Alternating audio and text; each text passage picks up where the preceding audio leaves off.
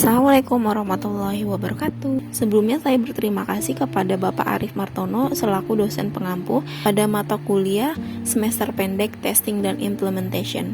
Sebelum kita mulai, perkenalkan nama saya Sylvia Suhendar dengan NIM 1611494121 dengan jurusan Sistem Informasi.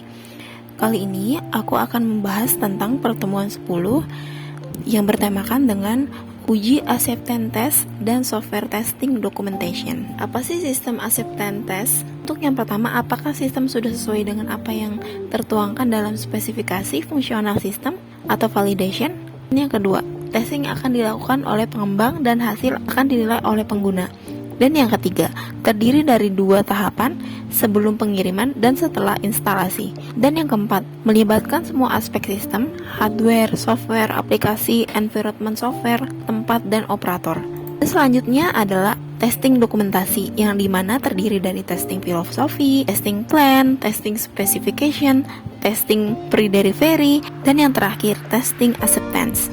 Untuk basic practical, Functional specification menggambarkan fungsi keseluruhan sistem sehingga keuntungannya adalah aktivitas penguji dapat dilakukan secara paralel dan proses pengembangan kode. Dan yang pertama ada reviewer dan infection, dan yang kedua kriteria normal entry dan exit setiap proses pengembangan sistem yang dilakukan instruksi terhadap paralel entry dan exit. Dan yang ketiga ada functional test atau variable. Yang keempat multi-platform testing. Yang kelima internal betas, dan yang keenam ada automate test execution. Dan selanjutnya di sini ada foundational, yang dimana penguji yang dilakukan untuk memeriksa fungsi-fungsi yang terdapat di aplikasi software yang sedang dibangun. Yang pertama itu ada skenario usernya, yang kedua ada pengujian usabilitas, yang ketiga ada requirement dalam perencanaan tes, dan yang keempat ada automate test generation. Dan di sini ada incremental, yang dimana untuk kedekatan antara tim penguji dan pengembang sehingga dapat mengoptimalkan fungsi pengujian, yaitu kode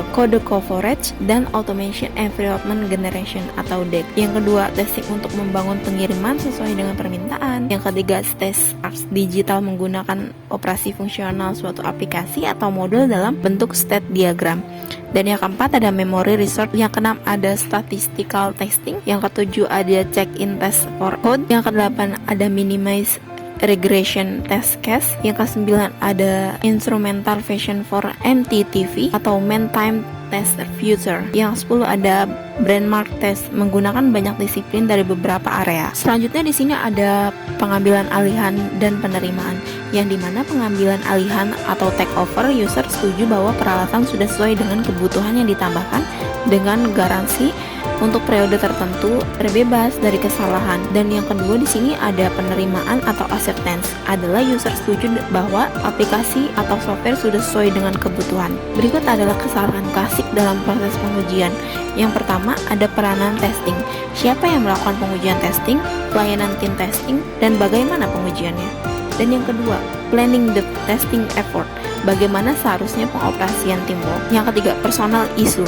Siapa yang harus melakukan testing. Yang keempat, tester at work. Perencanaan, penulisan, dan perawatan individual test. Dan yang kelima, teknologi rampat. Quick technological untuk hard problem. Lalu, sini ada peranan dari penguji, yang dimana pertama itu memikirkan tim penguji bertanggung jawab untuk menjaga kualitas. Yang kedua, memikirkan bahwa tujuan pengujian adalah untuk menemukan bug. Thinking that the purpose of testing is to find bug. Dan yang ketiga, not find too important bug. Yang keempat, not reporting usability problem. Yang kelima, no focus and on the quality of the time estimate. Yang keenam, itu reporting bug data without putting in intro context. Dan yang ketujuh, starting testing too late.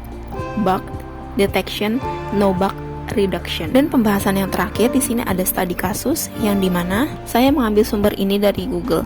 Sedikit saya jelaskan apa aja sih untuk peranan testing ini, dan saya ingin menjelaskan tipe-tipe aja nih yang terdapat dalam studi kasus tersebut. Di sini contohnya saya ingin mengambil studi kasus untuk testing sebuah login halaman di sebuah aplikasi, yang dimana untuk kriteria requirement-nya itu yang sudah ditentukan. Dan di sini ada contoh untuk pengujian secara manual, yang dimana terdiri ada case, tipe, description, step-stepnya, expected resultnya, actualisatnya, dan statusnya. Yang dimana case tersebut, di sini pertama saya akan tes bagaimana sih sistem login menggunakan by email ini, dan tipenya ini positif.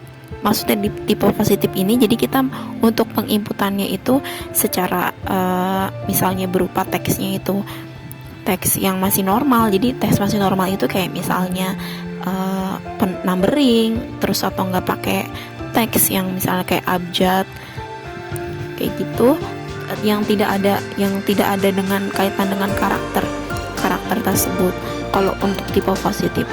Dan untuk step-stepnya apa aja sih yang akan dilalui proses itu, dan ini expected resultnya. Masuk expected resultnya itu gimana sih sistem itu berjalan, gimana sih sistem itu menampilkannya, apakah ini berhasil atau tidak.